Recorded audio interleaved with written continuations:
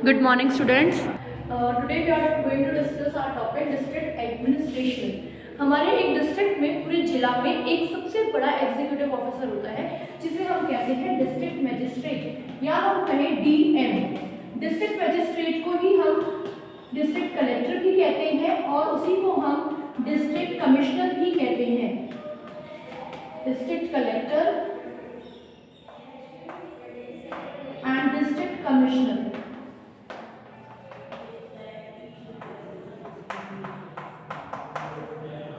यानी कि हमारे यहाँ पर कोई भी डिस्ट्रिक्ट में कोई भी पॉलिसीज अगर आती है तो उसको एग्जीक्यूट करने का काम हमारा डिस्ट्रिक्ट मजिस्ट्रेट यानी कि डीएम या मैं कहूँ डीसी ये करते हैं।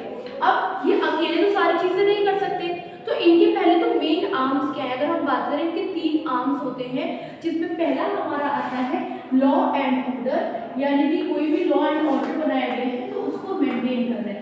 अभी लॉ एंड ऑर्डर मेंटेन कौन करता है? डिस्ट्रिक्ट एडमिनिस्ट्रेशन में अगर हम बात करें तो डिस्ट्रिक्ट कलेक्टर खुद सारी चीजें नहीं कर सकता, उसके लिए वो कई ऑफिसर्स को रखता है जिसमें लॉ एंड ऑर्डर को मेंटेन करने के लिए मेरा आता है पुलिस।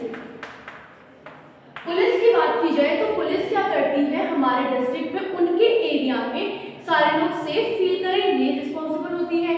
अगर किसी की कोई कंप्लेन है, किसी को कोई हार्म पहुंचे तो वो पुलिस स्टेशन जाएगा, उनके पास जाके अपनी कंप्लेन लिखवाएगा और जो भी गिल्टी होगा उसको पुलिस वाले पकड़ेंगे।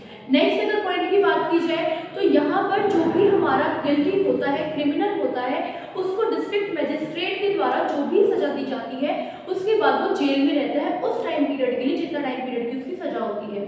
पुलिस स्टेशन में अपना खुद का एक सेल होता है जिसमें वो लोग ऐसे क्रिमिनल को रखते हैं जो सस्पेक्टेड होते हैं, यानी कि जिनका क्राइम अभी साबित नहीं हुआ है, इन्वेस्टिगेशन ऑन है।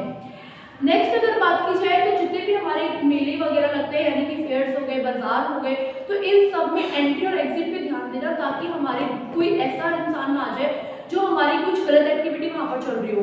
जितनी भी एंटी सोशल एक्टिविटीज होती है उन सब पे नजर रखना हमारा पुलिस का काम होता है। सेकेंड पॉइंट आता है मेंटेनेंस ऑफ लैंड रिकॉर्ड।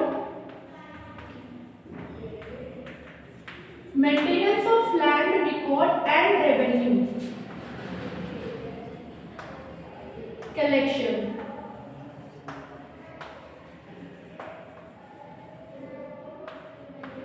यानी कि मुझे क्या करना है, अब लैंड को रिकॉर्ड करना है। सबसे ज्यादा जो लड़ाई झगड़े होते हैं किसी भी डिस्ट्रिक्ट में वो लैंड की वजह से होते हैं, जमीन की वजह से होते हैं। इसीलिए जरूरी है कि लैंड के रिकॉर्ड को मेंटेन करना है और रेवेन्यू कलेक्ट करना है, क्योंकि गवर्नमेंट जो भी काम करेगी वो रेवेन्यू से ही काम करती है। रेवेन्यू क्या होती है? सोर्स ऑफ इनकम होती है किसी भी गवर्नमेंट के लिए। तो maintenance of land record and revenue, इसके लिए वो हायर करती है पटवारी को, और सेकंड होता है तहसीलदार। दो चीजें आती है, पटवारी और तहसीलदार, ये दोनों अपने अपने लेवल पे काम करते हैं। पटवारी छोटे लेवल पे काम करता है, सारे लैंड रिकॉर्ड को मेंटेन करना, जो भी हमारे खेत है उनको मेजर करना, उनको कितनी प्रोडक्शन हो रही है क्रॉप की, उन सब चीजों का रिकॉर्ड रखना, रेवेन्यू कलेक्ट करना।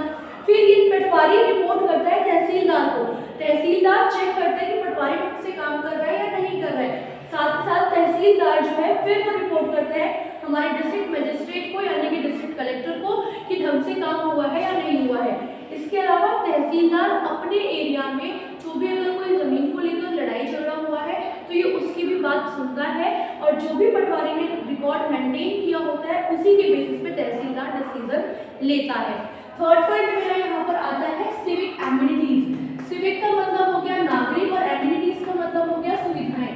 तो हर एक नागरिक को सुविधाएं प्रोवाइड करनी है जिसके लिए सिविक एमिनिटीज होते हैं, डिफरेंट ऑफिसर्स होते हैं जो उनके लिए अपॉइंट किए जाते हैं। पहला बात की जाए एजुकेशन डिपार्टमेंट। एजुकेशन डिपार्टमेंट का मतलब हो गया कि एजुकेशन हमारे डिस्ट्रिक्ट एरिया में कैसे एजुकेशन चल रही है, स्कूल ढंग से चल रहे हैं नहीं चल रहे, सारी फैसिलिटीज स्कूल्स में पहुंच रही है या नहीं पहुंच रही है। सेकेंड मेरा आता है हेल्थ। तो ये जो भी चीफ हेल्थ ऑफिसर होता है वो ये चेक करता है कि डिस्पेंसरीज और हेल्थ नीड जितनी भी लोगों की है, पॉपुलेशन की है, वो सब पूरी हुई यहाँ पर। नेक्स्ट मेरा आता है पब्लिक वर्क। अगर मैं बात करूँ तो जितने भी हमारे रोड वगैरह बनाने हैं, इंफ्रास्ट्रक्चर बनाने हैं, ये सारा काम पब्लिक वर्क देखता है यानी कि पब्लिक वर्क डिपार्टमेंट देखता है, PWD देखता है। इसके अलावा हमने एक और चीज यहाँ पर पढ़ी है, Hindu succession amendment act. Hindu succession amendment act की अगर मैं बात करूँ तो ये एक्ट मेरा आया था 1956 हिंदू सक्सेशन एक्ट के तहत।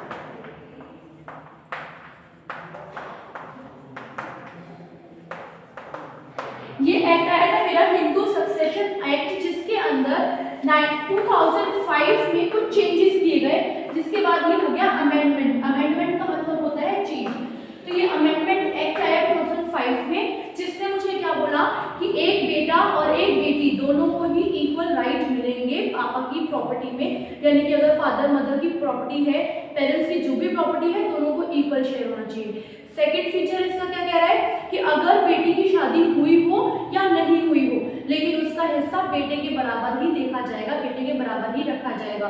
थर्ड पॉइंट कहता है कि अगर बेटी इन केस मर गई है, नहीं है, उसकी डेथ हो गई है, तो उस केस में जो भी हमारे उनके बच्चे हैं, उनके पास हमारी जो प्रॉपर्टी होगी वो जाएगी।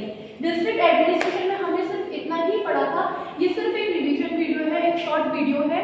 आई होप आपको समझ में आया होगा।